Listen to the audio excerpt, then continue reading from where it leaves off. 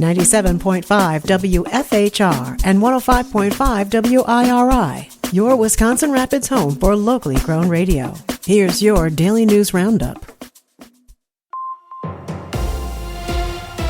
For WFHR and WIRI News, I'm Melissa Kay. A new Democratic candidate has entered the race for Wisconsin's 29th State Senate District.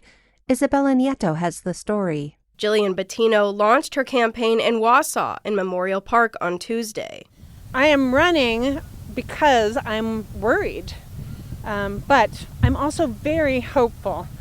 I'm worried about the future of my family and the families that make up this community. I think a lot of us are. Bettino is a retired physician and breast radiologist. During her career, she worked in Wausau, Marshfield, and Madison.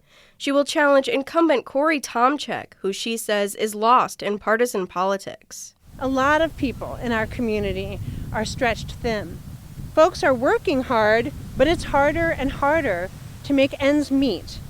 And the government at every level seems unwilling to meet the needs of everyday hardworking families and more focused on the partisan food fighting that got us here in the first place. Our current state senator is no exception to that. Bettino previously ran for state treasurer in 2022, but lost in the primary election. She also ran for U.S. Senate.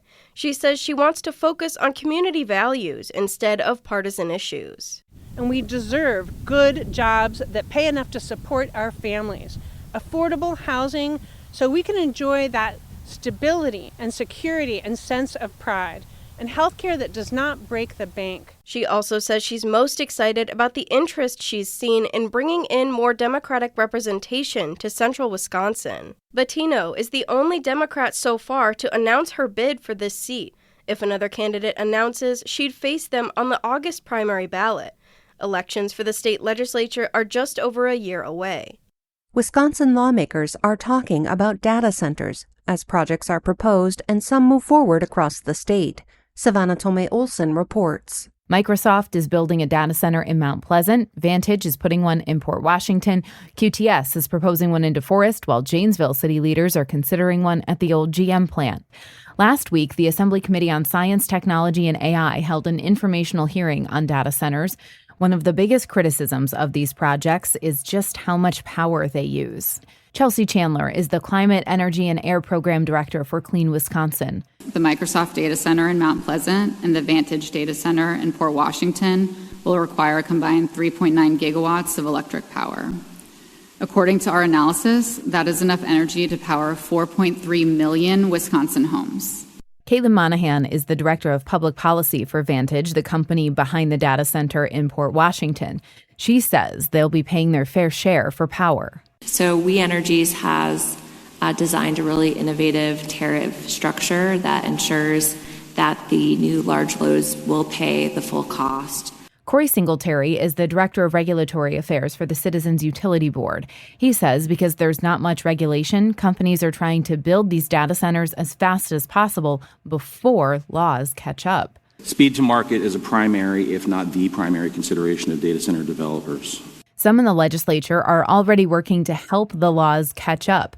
Democratic State Senator Jody Habush-Sinekin from Whitefish Bay authored a bill she says creates guardrails for data centers in Wisconsin.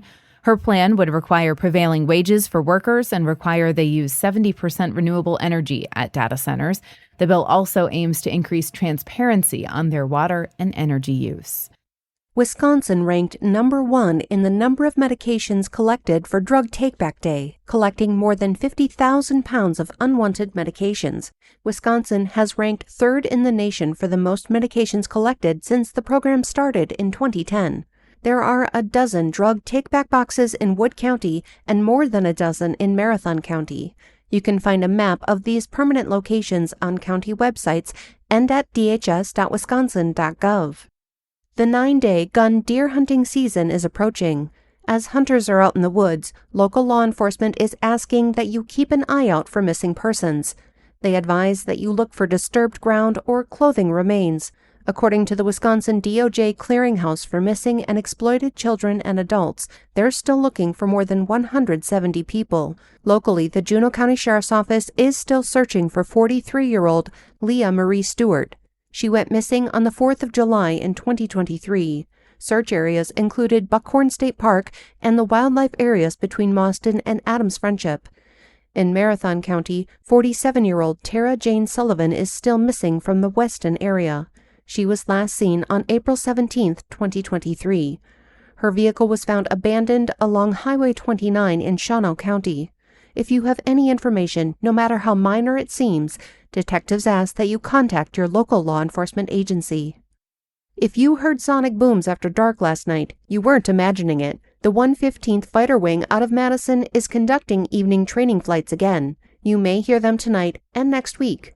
Wisconsin Air National Guard F-35 pilots will conduct nighttime training exercises until approximately 8 p.m. tonight and Monday through Friday next week. I'm Melissa Kay for WFHR and WIRI News.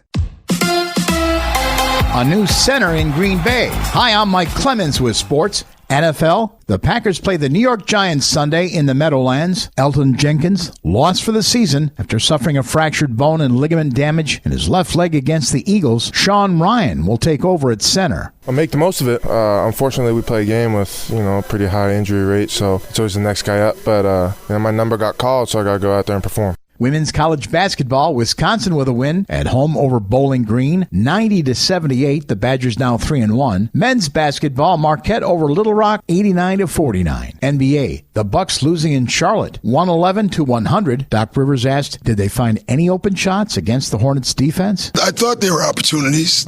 We just didn't take them. We were settling on the first option the entire night. I can't wait to see our stats, how many one-pass shots that we took tonight. That's just not how we've ever played. But that's how we played tonight. That's the Bucks' Doc Rivers with sports. I'm Mike Clemens. We have a couple of really nice days coming up here today. Mostly sunny. We'll be in the mid-50s here by this afternoon. Tonight, mostly clear. We'll drop into the 30s. Tomorrow, another nice sunny day with a light breeze and a high in the upper 50s to low 60s. I'm meteorologist Sean Cable. That's your Wisconsin Rapids News Roundup from WIRI and WFHR, locally grown radio. Find more news anytime at WFHR.com and WIRI.FM. Subscribe to this podcast on Spotify, Apple, or wherever you find your podcasts.